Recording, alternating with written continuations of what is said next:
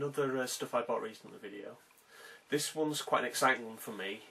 It's got a PlayStation 2 shoot 'em up in it that I have never heard of before. I hadn't heard about this till a couple of weeks ago.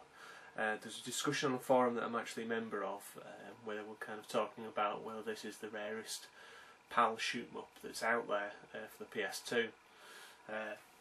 Apparently this one's got very, very low print run.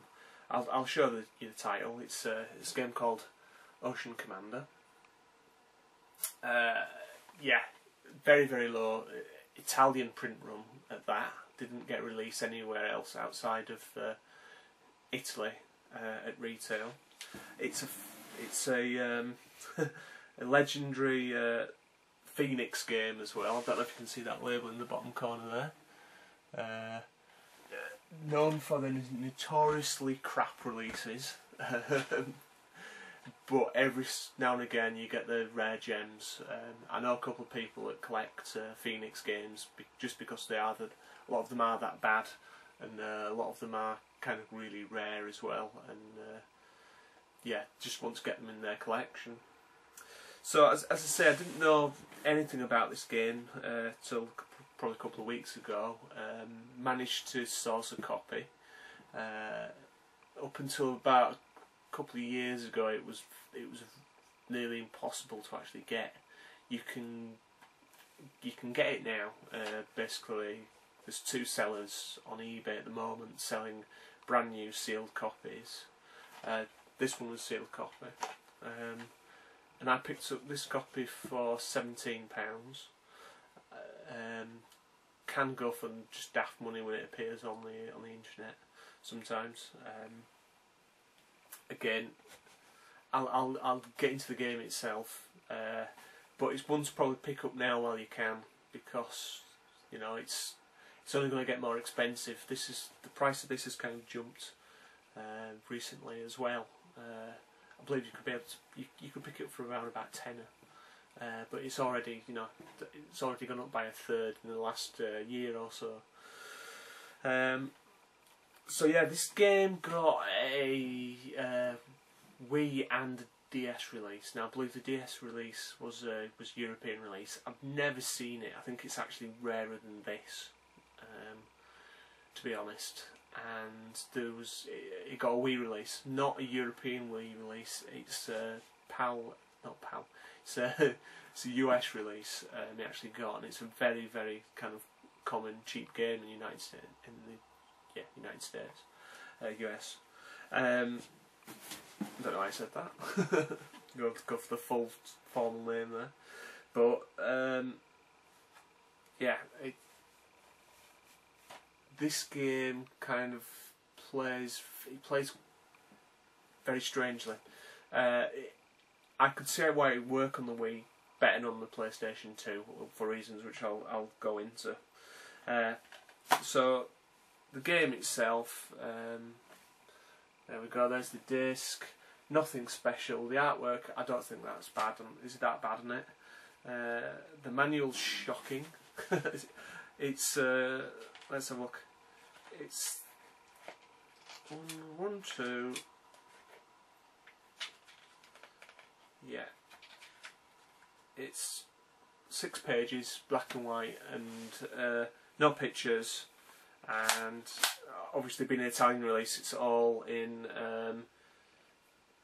Italian, so yeah, but when you actually play the game itself, all the menus, everything are in English, so yeah, I don't know. You're not going to have any problems with kind of like language in the game. So before I actually get into how it plays, there's quite interestingly there's a kind of hologram on the front of this one that's kind of like an Italian Warner Brothers hologram. So is it Warner Brothers? No, it's not. It's SIAE. It says on it. So yeah, no idea what that is. So how does it play? It plays quite well actually. I said earlier that it probably plays better on the Wii because I've seen it running on the Wii on YouTube, and basically on the PlayStation version, when you're actually flying around in your little ship, you use one stick to control the ship, and then you use the other stick to control your targeting. The video that I'm going to show on the end of this is my kind of first play of the game, and you'll see it's a bit kind of sloppy. It is partly because the cursor that you target with, it doesn't quite match the analog sticks really well, I don't think, or it takes a bit of getting used to. It's not an intuitive way to play the game, but it works. It does work, and it's one of those things that I will kind of persevere with. It's just different. Now the Wii version just uses the Wiimote to kind of target, and I can see that being, a much more intuitive, effective way to play the game. And I think the PlayStation 2 version suffers for that. Now, the game itself plays quite well. It's not great by any stretch of the imagination, but it's not bad either.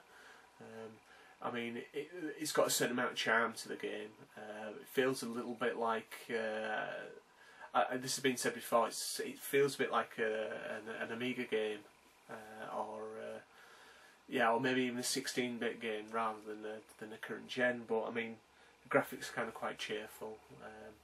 The boss fights are quite cool too. The levels are quite long and a bit samey, but again, they're not offensive. They play quite well, and there is a great big list of power-ups in the game, which you kind of power up your ship as you go along, and it seems like a long game as well. So well worth picking up if you can get it for the right price. Don't pay silly money for it, and as I say, it is probably the rarest PAL PS2 shoot 'em up out there. So if you're after a complete collection, then yeah, you've got to get it. This is just to let you know that it's out there, basically, because I mean, I'm sure a lot of you will know it and will have encountered it before. But yeah, well worth picking up. And the music's quite nice on it as well. There's some lousy bits of music in there, but there's some really nice music too. Gameplay on the end of this. This is my first play of the game, so excuse me if it's a bit ropey, but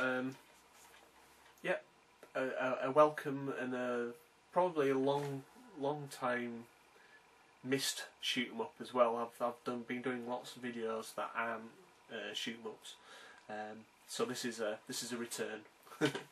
So thank you all for watching, and I'll see you later. Goodbye.